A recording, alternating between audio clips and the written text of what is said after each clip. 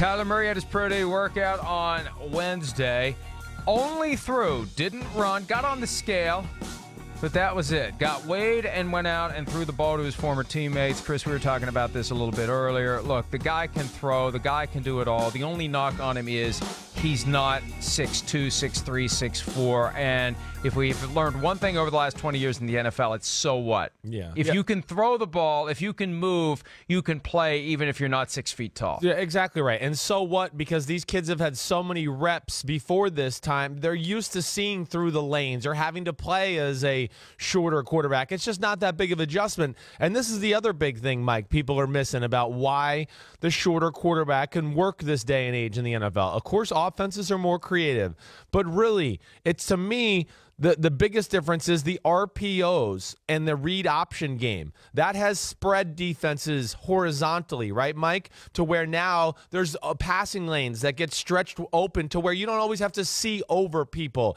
It's not like the old days where, hey, we're going to condense everybody in the formation and it's going to be 3 yards in a cloud of dust. And then when we throw it, we're going to fake 3 yards in a cloud of dust and just have everybody around. And we just want you to be big and strong and throw it through everybody or whatever it is. It's a different game. And I think because of some of those aspects, guys like Kyler Murray, Baker Mayfield, it's just nothing anymore. It's a stupid point at this point. The kid's got talent. He's big time, and he showed it again yesterday. Once again, and didn't need to run because I know he's one of the fastest guys in the draft.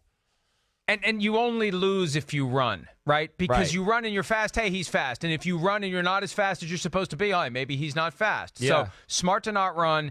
And look, this whole thing about height, right?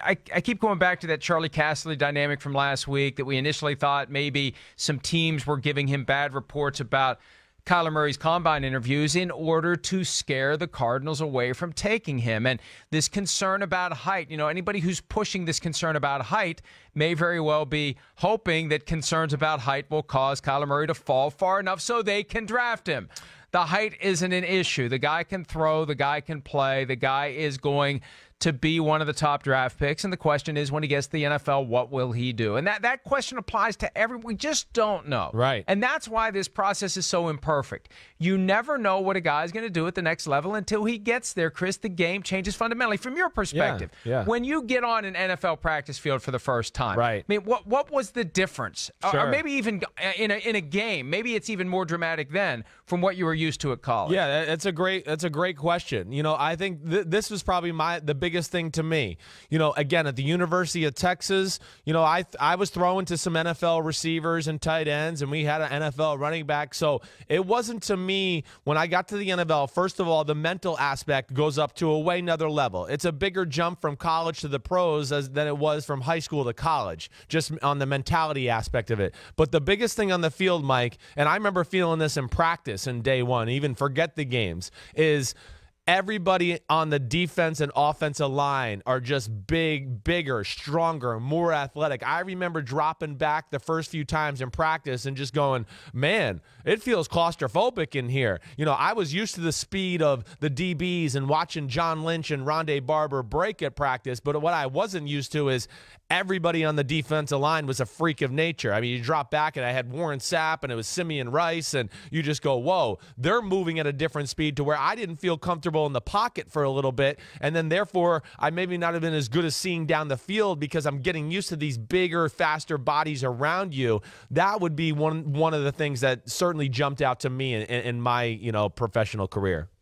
Yeah, and as a quarterback new in the NFL, you either can deal with that or you can't. Right. You either have a ceiling over your ability to adapt or you don't. And there's only one way to find out. So, there's a chance Kyler Murray is not going to end up being the next big phenomenon in the NFL, but so much is pointing that way. And the value of having that guy, I think, far outweighs the downside of rolling the dice and not getting him. We've been talking about for the past few weeks. We're going to keep talking about it right until the draft because I want to see if the Cardinals are smart enough to do it. And if they're not, who else is going to get him? The Giants apparently had some folks in town yesterday. Not Dave Gettleman. He had clean up on aisle 3 to deal with. He didn't want to be out there, as the case may be.